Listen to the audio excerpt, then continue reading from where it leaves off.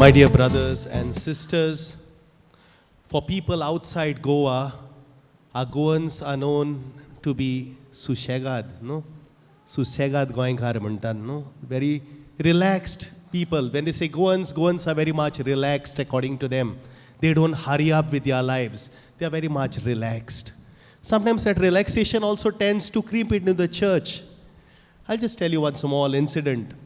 There was some time back, I had gone to celebrate Sunday Mass in a parish. And after I finished my Mass, I came out of the church. And the next Mass, the parish priest was celebrating, it had already begun. And the Mass had already begun. And as I was walking out of the church, I could see some people coming for that Mass that had already started. The I Confess was going on. But people here were coming very comfortably, very casually.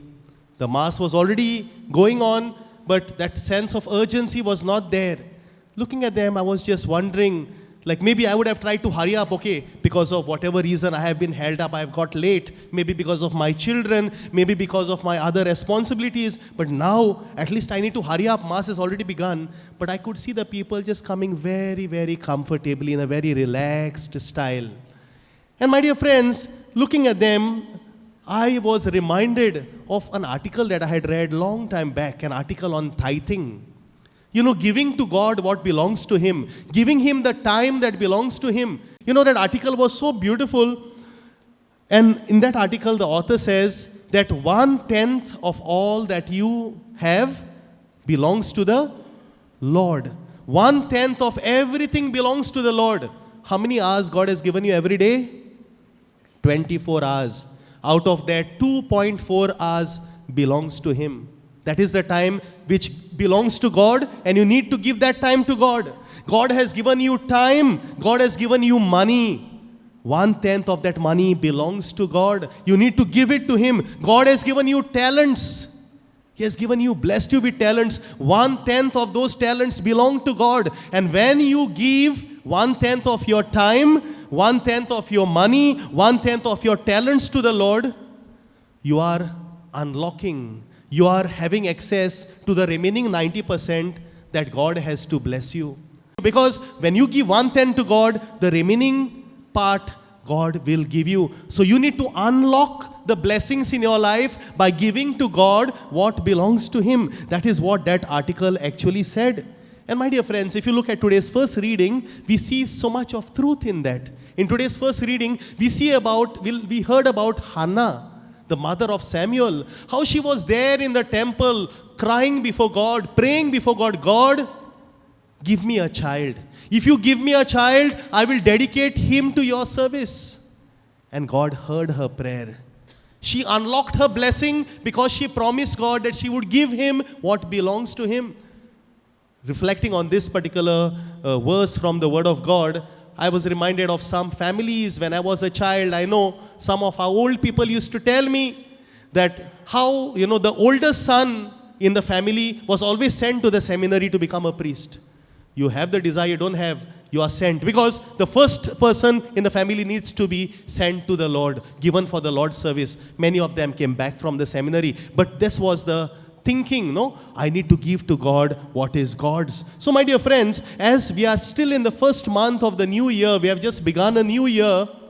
If you want to unlock your blessings for this whole year, give that 1/10 to God. It's very, very important to give to God what belongs to Him. And reflecting with you further on this particular theme, my dear brothers and sisters, as we have this new year, brand new year before us, another piece of advice. Be careful of the decisions that you take this year. Don't take decisions for which you may have to regret later on. I will give you a small example. I received a call from a lady who told me that her daughter, who is studying outside Goa, she has come down for her holidays and she is much disturbed. She is like sort of depressed. So this lady told me about her. Many of our Goans today, our children, our young ones, they are out studying because of their studies. So this lady told me her daughter was very much disturbed. So Father, could you please come and talk to her? So I said, okay. I went to the home and I met this particular girl. Very bright, very intelligent, but she was very much disturbed. And when I tried to understand her situation, when she went out of Goa to do her studies, there were another 4 or 5 girls with her who were there with her from the beginning. They did their schooling together, and now they thought they would be out, studying together.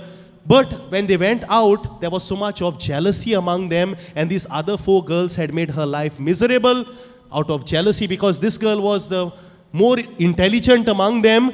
They were, making her life very, very difficult. There was a lot of silent torture that was going on by her own companions. So this was very much disturbing her. Father, I thought they would support me, but they are making my life so difficult out of jealousy. They are doing all sort of wrong things to me. They are not allowing me to, focus on my studies. That's why my grades have dropped. I cannot move forward. So I asked her, what do you want to do? She said, Father, if possible, could you please help me so that I can leave that hostel and I can continue my studies in that college as an out student? I said, okay, I will try to help you. So I wrote a letter and I gave it to her. I said, you give that letter to your principal and let us try to see how we can help you. And then as I was speaking to the mother of this girl, I came to know the actual situation. Actually, this girl, with the percentage that she had got, she had applied for an admission in a college in Goa, and she had got admission in that college. But because her friends had not got admission in Goa, she did not go to the college where she had got the admission. She made a decision to go along with her friends outside Goa. She had taken that decision to go with her friends, though she had got the admission in the college that she had applied for. And now after going with her friends there, this decision had proved costly for her life.